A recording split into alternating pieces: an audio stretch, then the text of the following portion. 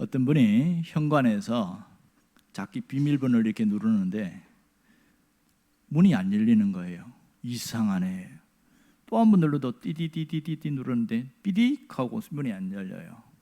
자꾸 그러면 안 열려서 얼마 전에 자기가 그 비밀번호 바꾼 것이 생각나는데, 근데 그 비밀번호가 생각이 안 나는 거예요. 자기 집인데 그 집을 못 들어가는 거예요. 이 기가 막힌 것을 뭐 경비실 가서 얘기하겠어요? 누구한테 얘기하겠어요? 한참 넉넉고 뭐더라 30분 동안 하다가, 그래서 글자가 생각나는데 마지막 2개가 생각이 안 나가지고 또 틀리는 거예요. 이게 자꾸 누르면 이거 에러 나가지고 또 한참 기다려야 되는 거 아시죠? 여러분, 이 비밀번호 하나도 잘못 누르면 문이 안 열린다는 것을 우리가 너무 알고 있습니다. 세상을 살다 보면 항상 열린 것 같은데 닫혀 있는 게 너무 많더라는 겁니다.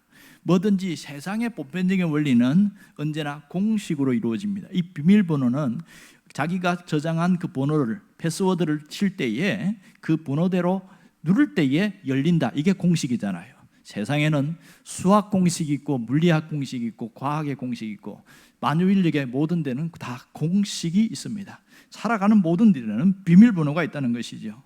여러분, 주차장, 현관, 어디든지 요즘은 비밀번호 없이는 들어갈 수가 없습니다. 그렇다면 신앙생활에도 이런 비밀번호가 있지 않을까, 패스워드가 있지 않을까, 그런 생각을 해봅니다. 오늘 이 부분에 대한 얘기를 함께 해보려고 합니다. 오늘 본문은 너무 잘 아는 얘기지요. 예수님이 유대 지역에서만 활동하시다가 저 이방 지역인 두로와 시돈 지방으로 갑니다.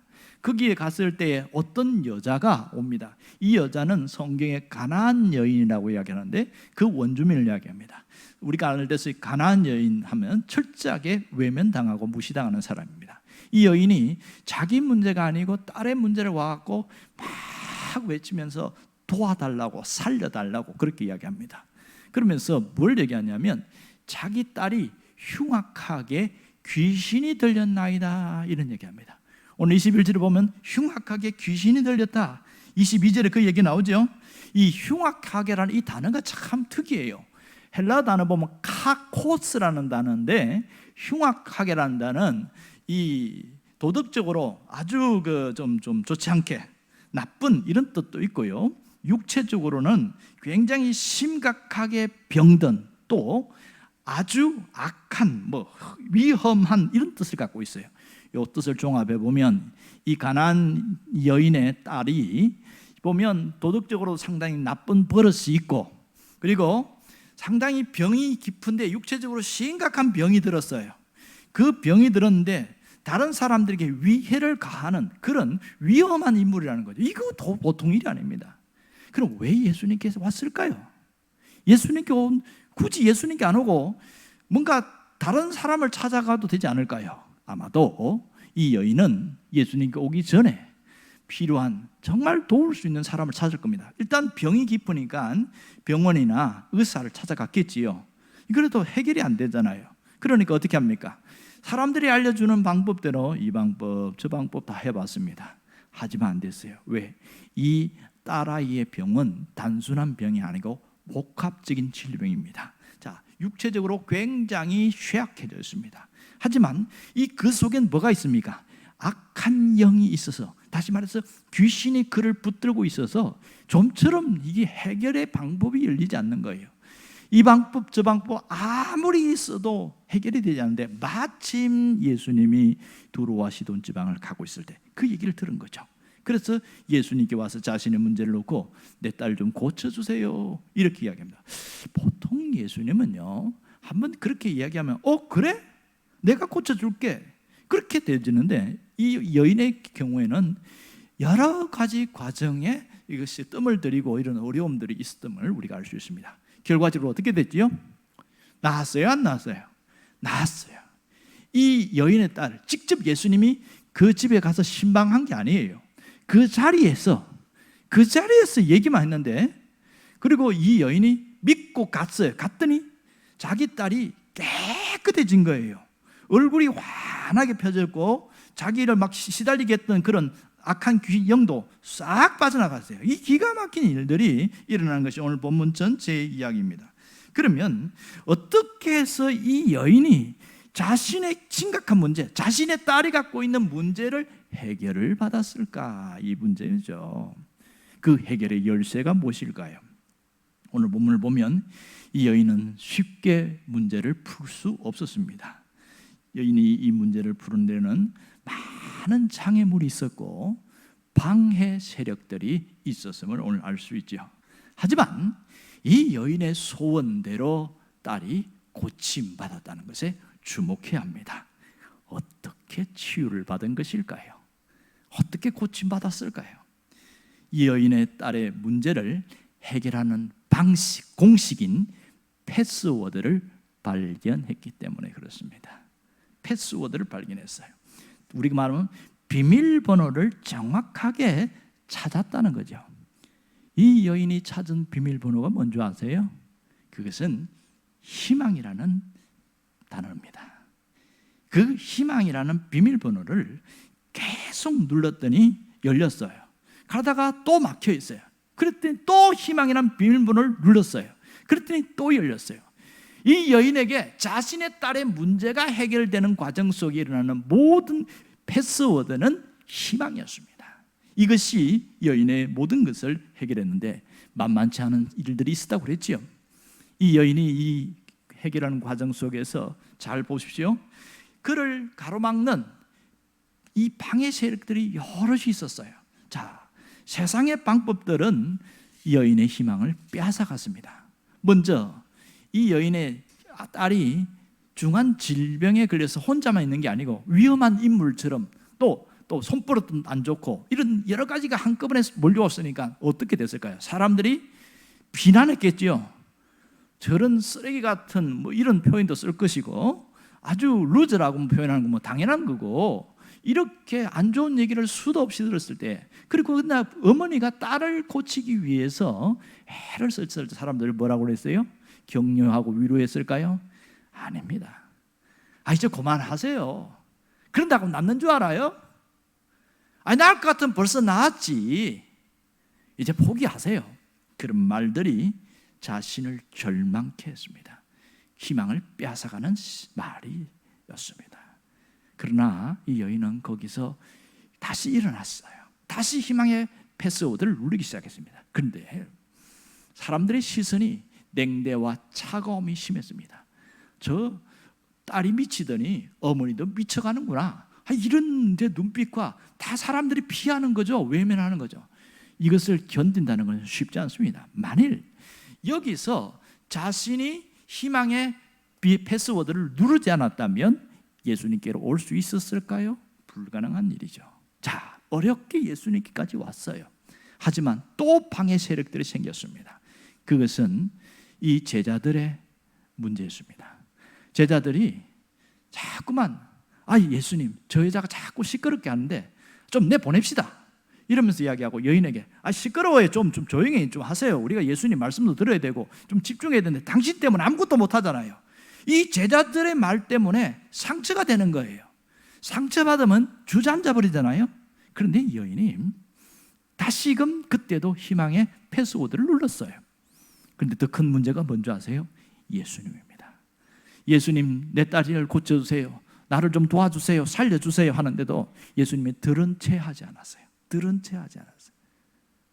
이 무시당함, 외면당함, 이건 굉장히 힘든 거예요. 그리고 예수님이 하도 시끄럽게 하니까 더 한마디 합니다. 자녀의 떡을 개들에게 주는 것은 마땅하지 않다. 이렇게 이야기합니다.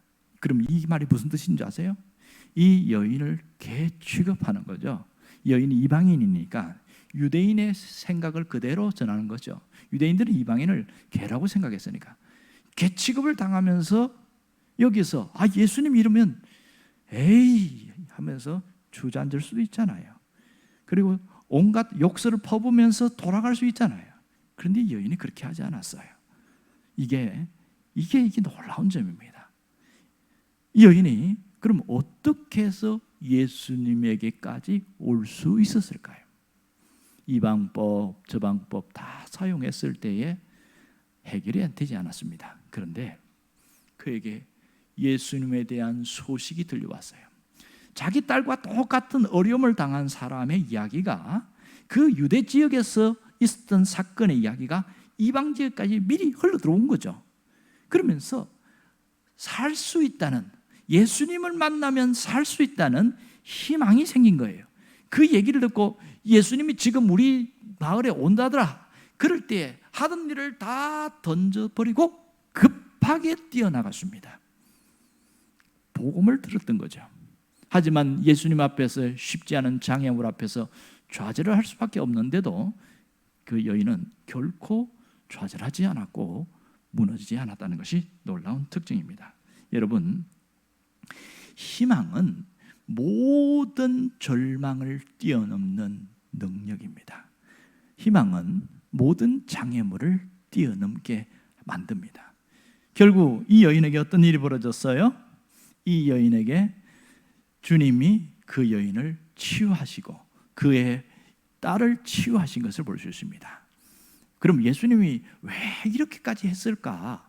이것은 그 여인 속에 있는 강력한 희망과 함께 예수님을 통하여 예수님을 만나면 해결될 수 있다는 믿음을 주님이 보신 거예요. 그러면 이렇게까지 예수님이 이 여인을 개 취급하는 것처럼 보게 한 이유는 뭐냐면 바로 제자들을 가르치려고 하는 거예요. 봐라, 이 여인은 이방 여인인데 내가 이렇게 해도 믿음이 무너지지 않는다. 그런데 너희들은 나와 함께 수도 없는 기적을 보고 그렇게 많이 보면서도 조그만 문제가 생기면 주저앉고 포기하고 그러냐?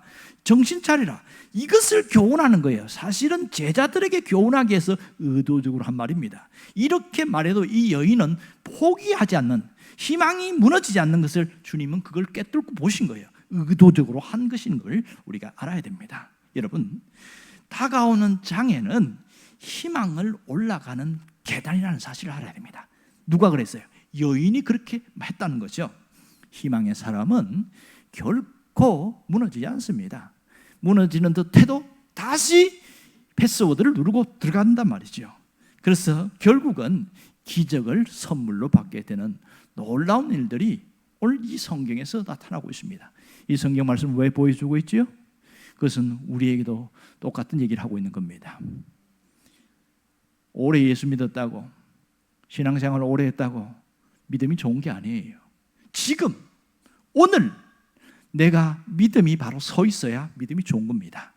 과거의 믿음은 과거로 흘려보내야지. 어떤 분은 자꾸 과거 이야기를 해요. 목사님, 제가 과거에 어떤 은혜를 받았고 어떤 은사를 받았고 어떤 얘기를 하는데 자꾸 과거 이야기하는데 그러세요 들어보는데 그러면 어떠세요? 이걸 자꾸 묻고 싶은 거예요. 근데 워낙 이야기를 많이 하니까 듣고만 있는데 제가 딱 결론 내는 것은 지금 이 사람은 신앙이 무너져 있다. 지금 이 사람은 삶이 무너져 있다. 과거에는 엄청난 일이 있었는데 지금 아무것도 없구나. 이게 느껴지는 거예요. 딱 그게 깨뚫어지니까 그러세요 하면서 제가 기도합시다 하고 내가 느낀 대로 기도했더니 펑펑 우는 거예요. 왜? 그 속에 있는 아픔과 마음을 이렇게 드러내니까 우는 거예요. 그러고 나서 정신을 차리는 겁니다. 나한테는 자꾸 포장하고 화려하게 포장하고 뭐 대단한 것처럼 하지만은 지금 무너진 것을 자꾸 감추고 싶었던 거죠. 여러분, 가장 중요한 것은요, 지금 나의 믿음입니다. 지금 나의 신앙이에요. 내가 오늘 어떤 상태인지를 스스로 돌아볼 수 있기를 바라요. 내가 지금 삶이 굉장히 사방으로 쪼여오고 문제가 복잡 많고 이럴 때 나는 지금 어떤 모습으로 서 있는지를 스스로 돌아볼 수 있기를 바랍니다. 내 안에 희망이 남아있는가? 그 희망의 패스워드를 붙들고 있는가? 아니면 무너져가고 있는가? 이걸 우리는 봐야 됩니다. 지금 우리 주변을 돌아보면 젊은이도 늙은이도 어린아이도 상관없이 수도 없이 문제 때문에 끊임없이 절망하고 있는 모습을 보게 되어집니다. 희망이 떠난 그 자리에는 늘 찾아오는 손님이 있는데 절망과 낙심입니다. 이들은 같이 찾아옵니다. 끊임없이 우리를 더 무너뜨리게 하는 것들이 그들의 모습입니다. 이 절망과 낙심은 조금 남아있는 그 희망의 그루터기도 싹 없애버리려고 합니다. 싹을 잘라버리는 것이 그들의 목적인 것이죠. 프랑스의 실존주의 철학자 중에 까미라는 사람이 있습니다. 이 까미라는 사람이 쓴 책 중에 시지프 신화가 있어요. 시지프 신화. 이 철학자이다 보니까 이 원래는 그 에세이인데, 철학적 에세이인데요, 부조리에 반항하는 그런 방법으로서 긍정과 행복을 써내려갔던 철학적 에세이인데요. 근데 그 속에 보면 상당히 부정적인 얘기들이 그 한 토막 나와 있어요. 그게 까미가 뭐라고 얘기하냐면, 지루함과 고통이 연속된 삶이라면 자살만이 유일한 답이다, 이렇게 써놨어요. 상당히 충격적이죠. 자, 지루함과 고통이 연속된 삶이라면 자살만이 유일한 답이다. 이걸 보면 무슨 생각이 듭니까? 무너지는 거죠. 이걸 보면 절망이 싹트기 시작합니다. 희망을 무너뜨리는 절망의 속삭임이 바로 이러한 문제인 거죠. 여러분, 이 여인의 모습과 같은 우리의 신앙 안에서 모습이 종종 나타나고 있습니다. 믿음이 어느 정도 있으면 다 기도해요. 문제가 있으면 기도합니다. 하지만 이 여인이 예수님 앞에 왔을 때, 문제를 놓고 간청했을 때에 응답이 즉시 떨어졌어요, 안 떨어졌어요? 안 떨어졌어요. 오히려 예수님이 들은 척도 하지 않았습니다. 그런데도 더 크게 소리 지르니까 제자들이 시끄럽다 그러잖아요. 그럴 때에 아주 시끄럽다 그러니까 예수님이 들은 척하고 돌아서 봤어요. 반응을 하셨어요. 그런데 그 말이 더 충격적이지 않습니까? 너는 아직 준비가 안 됐어. 너는 아직 응답받을 준비가 안 됐어. 그리고 외면해 버리는 거예요. 자녀의 떡을 개들에게 주는 것이 마땅치 않다. 이런 같은 이 응답이 나타날 때 얼마나 힘든 줄 아세요? 내가 지금 절박해요. 내가 기도하는데 응답이 지금 필요해요. 해결이 필요해요. 그런데 주님은 들은 척 하지 않은 것처럼 그렇게 느껴진단 말이에요. 그럴 때 얼마나 답답한지 아세요? 그리고 기도하면 할수록 나의 기도가 거절당한다고 느껴질 때마다 화가 날 때가 있습니다. 여러분, 기도를 열심히 하면 화가 나는 거 한번 경험해 보셨어요? 해본 사람만 압니다. 정말 간절한데, 정말 다급한데 기도했는데 아무것도 이루어지지 않는 거예요. 해결 눈 떠보면 아무것도 이루어지지 않고 오히려 더 싸늘하고 더 냉대고 더 어려움이 있어요. 답답합니다. 이때에 주저앉기 마련입니다. 무너지기 마련이에요. 그런데 이 여인은 안 무너졌어요. 이게 우리가 차이점이 있는 거예요. 이 여인은 뭐라고 하는지 아세요? 그걸 받아들이는 거예요. 예수님이 반응했다는 그것마저도, 그것만 갖고도 붙들기 시작한 거예요. 놀랍지 않습니까? 예수님이 반응했으니까 뭐가 있겠지. 그래서 옳습니다. 개들도 주인의 상에서 떨어지는 부스러기는 먹습니다. 이렇게 얘기하는 거예요. 그때 박수를 치면서 주님이 깜짝 놀란 거예요. 이 여인의 믿음이 얼마나 대단한 것을 아는 것이죠. 이렇게까지 하는데도 그 희망의 패스워드를 꾹꾹꾹 누르고 있잖아요. 이걸 보고서 너의 간청대로 될 것이다. 이게 우리가 차이점 바로 여기에 있습니다. 아무리 패스워드를 눌러도 해결이 되지 않는 것 같은데 여인은 마지막까지 뭐 했습니까? 희망의 패스워드를 눌렀다는 것을 우리가 주목해 볼 필요가 있는 것이죠.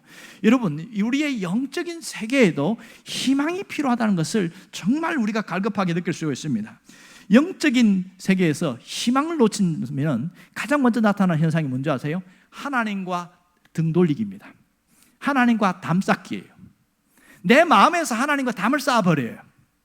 그것이 현상으로 나타날 때에는 교회와 점점 거리를 두기 시작하고, 기도와 거리를 두기 시작하고, 말씀과 거리를 두기 시작합니다. 점점 멀어져요. 늘 규칙적으로 성경을 읽었던 사람, 우리가 공동체 성경 읽기를 하는데 자꾸 빠져요. 안 나와요. 멀어져요. 기도하기 싫어져요. 안 해요. 이게 영적인 희망이 무너지고 절망이 스며들어왔을 때에 나타나는 현상들입니다.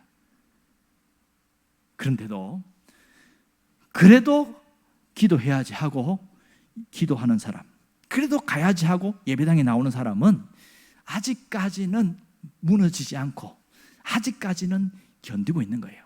가장 힘든 사람이 누군지 아세요? 지금 죽을 만큼 힘든데도 한숨을 쉬고 죽겠다는 얘기는 수도 없이 하면서 하나님 앞에 엎드리지 않는 사람입니다. 하나님 앞에 엎드리는 사람.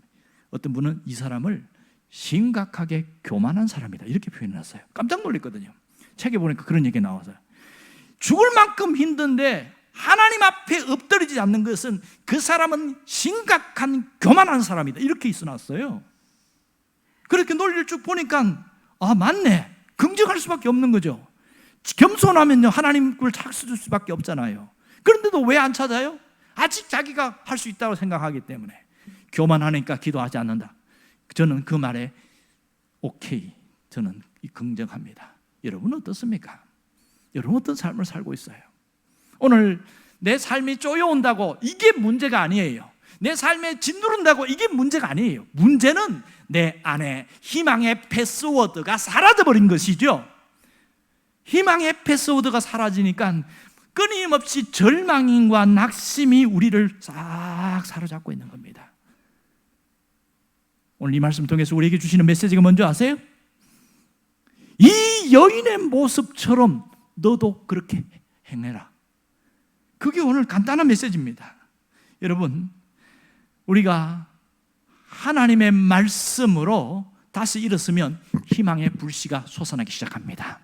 오늘은 내 안에 희망을 일으키는 날인 것을 잊지 않기를 원합니다. 희망을 일으키는 날입니다. 신앙 안에서의 희망이 무엇이냐? 희망은 바로 예수님이 하실 일을 기대하면서 나아가는 겁니다. 예수님이 하실 일을 기대하면서 나아가는 것, 이게 우리가 붙들어야 할 희망의 패스워드입니다. 예수님 안에 있는 자들은 희망은 계속되어집니다. 예수님을 통하여 희망을 품고 나아갈 수 있기를 바랍니다. 여러분, 우리를 가장 힘들게 하는 게 뭔지 아세요? 너무 사방에 쪼여오는 것, 이거 너무너무 힘들어요. 맞아요. 그런데 또 힘든 게 또 있어요. 그건 뭐냐면 지금 거짓된 희망으로 속임당하고 있는 것, 이것이 얼마나 힘든지 몰라요. 여러분, 헛된 희망이라도 붙들고 살면 일시적으로는 기대감이 생겨요. 그래서 사람들이 매주마다 로또를 삽니다. 매주마다. 어떤 사람들은 20년째 로또를 사고 있어요. 그런데 20년 동안 한 번도 1등을 당첨된 적이 없어. 그래도 사. 거짓된 희망. 그러나 그 하루를 위해서. 그런데 이 거짓된 희망이, 그런 것은 사실은 뭐 돼도 되고 안 돼도 뭐 할 수 없고 괜찮은데, 어떤 것은 우리를 잔인하게 만들어버리고 우리의 마음을 완전히 지리게 놓고 산산조각 만드는 그런 거짓된 희망이 있습니다. 이 거짓 희망을 우리는 희망 고문이다, 이렇게 말을 합니다. 희망 고문이라는 것은 희망하면 할수록 결국은 절망이 더 깊어지는 것을 말합니다. 희망하면 할수록 더 마음이 괴롭고 더 무너져서 도무지 일어날 수 없게 만드는 것, 이게 문제입니다. 여러분 잘못된 희망, 도저히 이루어질 수 없는 그 희망을 붙드는 것, 이것이 시지프의 신화입니다. 우리가 고통당하고 힘든 것이 문제가 아니에요. 희망이 무너진 것이 문제입니다. 오늘 우리에게 필요한 게 뭘까요? 희망을 고백하는 것이죠. 희망의 패스워드를 날마다 누르는 것이 정말 중요한 겁니다. 한 번으로 끝나는 것이 아닙니다. 계속 누를 때마다 또 새로운 문이 열리고, 또 막혀 있으면 또 희망의 패스워드를 누르기 시작하고, 그럴 때마다 열리기 시작합니다. 성경을 읽어보면 그렇게 믿음 좋은 사람도 무너지는 걸 보게 되어집니다. 특히 예레미야라는 선지자를 보면 마지막 이 유대 나라가 망하는 것을 현실적으로 바라봤고, 이 예루살렘 성이 활활 불타고 사람들이 잡혀가는 것을 지켜본 그 선지자가 예레미야입니다. 예레미야가 쓴 슬픈 노래가 예레미야 애가입니다. 예레미야 애가 3장 18절에 보면 그가 이렇게 말합니다. 스스로 이르기를 나의 힘과 여호와께 대한 내 소망이 끊어졌도다. 이게 얼마나 비참한 얘기인 줄 아세요? 그는 선지자입니다. 하나님의 말씀을 대언하는 선지자, 믿음이 좋은 선지자예요. 어떤 속에서도 굴하지 않는 선지자였습니다. 하지만 현실은 그는 너무너무 고통스럽습니다. 마지막 왕이었던 히스기야에게 잡혀가지고 감옥에 잡혔어요. 자기도 언제 죽을 줄 몰라요. 나라 자체도 무너졌어요. 누구도 자기의 말씀을 듣는 자, 예언을 듣는 자가 아무도 없습니다. 이랬을 때에 그는 스스로 그렇게 이야기해요. 나의 힘과 여호와께 대한 소망이 끊어졌다. 사람에 대해서 소망이 끊어질 수 있어요. 환경에 대해 소망이 끊어질 수 있어요. 마지막 남은 것이 뭡니까? 하나님께 대한 소망인데 그 소망이 끊어져 버렸다. 그러면 뭐가 찾아올까요? 절망이 찾아오겠지요. 심각한 낙담이 찾아오겠어요. 이걸 견디지 못한 사람은 스스로 극단적인 선택을 하는 경우가 많습니다. 이렇게 하나님이 응답하지 않는다고 생각하고 나라가 망하고 이 자기가 이렇게 처참한 현실 속에 있는 걸 보면서 너무 힘들어하는 거예요.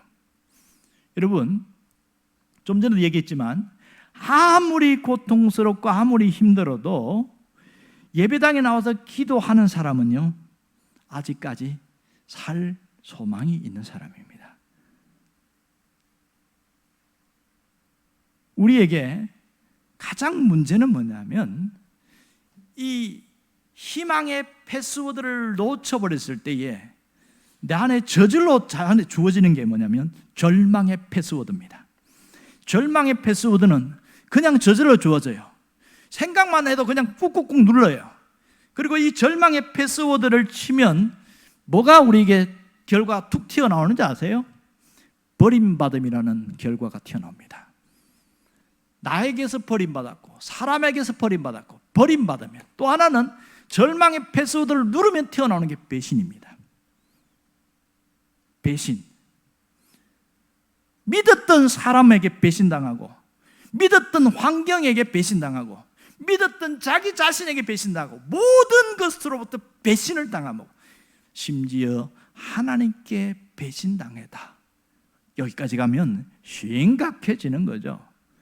그런데 이 예레미야가 그 엄청난 절망 속에 있는데 그가 마지막 잘한 것은 희망의 패스워드를 눌렀다는 사실입니다. 여러분, 아무리 사방에 우겨싸움을 당해도 희망의 패스워드를 누르면 다시 살아납니다. 예레미야 3장 20절과 21절 22절에 보면 이렇게 말합니다. 내가 낙심이 되었사오나 오히려 나의 소망이 되었사오면 무슨 말이에요? 희망의 패스워드를 눌렀다는 얘기잖아요. 그랬더니 여호와의 인자심과 긍휼이 무궁하기 때문에 우리가 진멸되지 아니하였습니다. 그 얘기를 하는 거예요. 내가 이렇게 사방에 조용 어렵지만 아직 내가 살아있잖아. 이게 지금 나타나는 거예요. 지금 이 예레미야가 이렇게 희망의 패스워드를 누를 때는 형편이 좋을 때가 아닙니다. 어려울 때예요. 눌렀더니 놀라운 일이 생겼어요. 시드기야 왕은 그를 구렁텅이에 집어넣어서 죽이려고 했지만 다른 사람이 그를 건져냈어요. 그리고 그는 마지막까지 살아남았습니다. 마지막까지. 그리고 마지막까지 기도했어요. 이게 예레미야의 마지막 사역이었습니다. 희망의 패스워드를 누르는 사람은 어떠한 절망도 이길 수 없습니다. 희망의 패스워드를 누르는 사람에게는 어떠한 것도 무너뜨릴 수 없다는 사실입니다. 여러분, 희망의 패스워드를 누르기를 바랍니다. 희망을 주시는 주님께로 나아갈 수 있게 바랍니다. 우리 주변에 희망을 가로막는 주저앉게 만드는 세력들이 아무리 많다 할지라도 계속 희망의 패스워드를 누를 수 있기를 바랍니다. 그런데 이 패스워드를 누르기 싫어하는 사람들은요, 어떻게 행동하는지 아세요? 자꾸 도망가려고 그래요. 도망가요. 도피. 현실로부터 도피. 자기 자신으로부터 도피. 숨어버리려고 합니다. 모르겠다. 그냥 잊어버리자 그냥. 사람들이 뭐라고 하든지 말든지 나 모르겠다. 집어 던져버리고 자기 숨어버리는 거예요. 그러면 해결되면 얼마나 좋겠어요. 해결이 됩니까? 더 나빠집니까? 심각하게 나빠지기 시작합니다. 어떤 분이 결혼 생활에서 실패했습니다. 그것은 전적으로 남자의 책임이었어요. 너무 충격을 받아가지고 마음에 방황을 하고 있는데, 그래서 힘든 상황에 누군가가 친절을 베풀었어요. 아주 상냥하고 자상하게 들어주기 시작했어요. 그랬더니 마음이 혹하고 열리기 시작한 거예요. 이 남자라면 내가 다시 인생을 맡길 수 있겠다. 그렇게 생각하고 좀 분명하게 따져봐야 되는데 그렇지 않고 그 남자에게 다시 재혼을 하게 됩니다. 이 남자가 사기꾼인지 바람둥인지 정확하게 보지도 않고 재혼을 하게 되었습니다. 자기는 이 구질구질한 환경으로부터, 이 지독한 현실로부터 빨리 벗어나고 싶다는 거예요. 그래서 그 열망이 그 남자에게로 향하게 됐고, 옆에서 친구들이 이야기하는데 너 그래도 한 번 더 생각 좀 해보고 결혼을 해야지, 결혼이라는 게 한 번 실패했는데 또 그렇게 할 수 있으면 안 되지 않냐, 고민 좀 해봐야 된다. 아니라는 거예요. 이게 맞다는 거예요. 내가 판단하는 게 맞다는 거예요. 그래서 성급하게 결혼을 하게 되었습니다.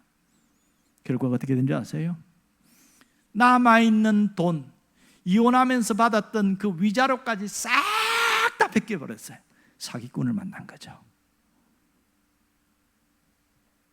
철저하게 무너져 버렸습니다. 여러분, 내 마음이 급하고 뭔가 내가 해야 되겠다는 욕망이 강해지면요, 현실 왜곡 현상이 생깁니다. 현실 왜곡 현상, 결국은 잘못된 판단으로 인생의 불행으로 치달게 되어지죠. 안타까운 일들이 얼마나 많은지 몰라요. 예수 믿는 사람이라고 이런 일이 없을까요? 여러분, 어떤 분은 되게 착각하는 사람이 있어요. 내가 예수를 믿기만 하면 하나님이 알아서 다 해줄 거야. 알아서. 정말 그래요? 이게 얼마나 심각한 현실인 착각인지 몰라요. 그래갖고 기도를 몇 번 했어요. 그것도 40일 한 것도 아니고 한 4번 기도했어요. 4번. 4번 기도했는데 알아서 하나님 안 해주시거든요. 환경 꿈쩍하지 않아요. 상황도 안 바뀌어요. 그랬더니 에이 하나님 없어, 자기 스스로 하나님 없음 딱 하고 꽝 찍어버리고, 나는 오늘부터 무신론자야. 왜? 하나님 없으니까. 그러면서 두드러대냐, 나 무신론자야. 무신론자. 하나님 없잖아. 내가 기도해봤는데 하나님 안 도와주는 거 보니까 하나님 확실히 없어. 여러분, 눈에 보이지 않는다고 없는 겁니까? 자기가 그렇게 생각한다고 없는 거예요? 그게 아니잖아요. 이게 왜곡된 현상이 자꾸 일어나기 시작하는 겁니다. 여러분, 정신 차려야 됩니다. 우리의 마음, 우리의 중심이 어디로 향해야 되는지 아세요? 내가 살려고 하면, 내가 다시 일어나려고 하면 우리의 마음, 우리의 중심이 오직 하나님께로 향해야 합니다. 오직 하나님께로 향한 희망은 결과는 기적으로 나타납니다. 하나님께 향한 희망은 절망 속에서 피어나는 소망의 기적입니다. 우리를 늘 불행하게 하는 것이 늘 불행한 게 아니에요. 늘 실패만 하고 늘 좌절만 되는 게 아니에요. 거기서 희망의 패스워드를 누르고 나가기만 하면 결국은 소망의 기적이 우리에게 나타나게 되어집니다. 문제는 망각입니다. 돌아보면 수도 없이 하나님이 나를 도와주신 흔적들이 참 많아요. 그런데 싹 잊어버렸어요. 망각증 때문에. 누구처럼? 이스라엘 백성처럼 싹 잊어버리는 게 심각한 문제인 것이죠. 이 망각증은 우리의 모든 것을 싹 쓸어가 버립니다. 여러분, 실패했다고 무너졌다고 하나님 잘 못 믿는 거 아니에요. 룻기를 보면 이 룻이라는 여인은 이방 여인입니다. 하나님 잘 몰랐어요. 자기 시어머니를 통해서 하나님 알았어요. 부인 남편도 죽었어요. 완전히 다 망했어요. 집이 바싹 망했어요. 그런데 이 룻이 잘한 건 뭐냐? 시어머니로부터 들어서 믿었던 그 하나님을 붙들기 시작한 거예요. 룻의 인생이 바뀐 것은 거기 때부터 시작되었습니다. 당장 바뀌었나요? 아무것도 바뀐 게 없어요. 오히려 현실은 더 어려워졌어요. 그러나 끝까지 그 하나님에 대한 희망을 놓치지 않았던 거죠. 그랬더니 놀라운 일들이 일어난 거 아시죠? 결과가 뭐예요? 하나님 누구를 보냈어요? 보아스를 보냈습니다.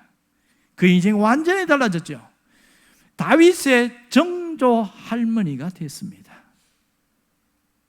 오늘 우리 삶에 하나님이 안 보인다고 없는 게 아니라는 걸 알아야 됩니다. 하나님이 역사하신다는 거예요. 하나님이 일하신다는 거예요. 우리가 붙들어야 될 게 뭐냐? 우리가 정말 놓치지 말 게 뭐냐? 희망의 끝은 기적이다. 그걸 잊지 않기를 바랍니다. 한번 따라해 봅시다. 희망의 끝은 기적입니다. 여러분, 문제 속에 희망의 패스워드를 입력하시기 바랍니다. 현실 속에 매일매일 희망의 패스워드를 누르기를 바랍니다.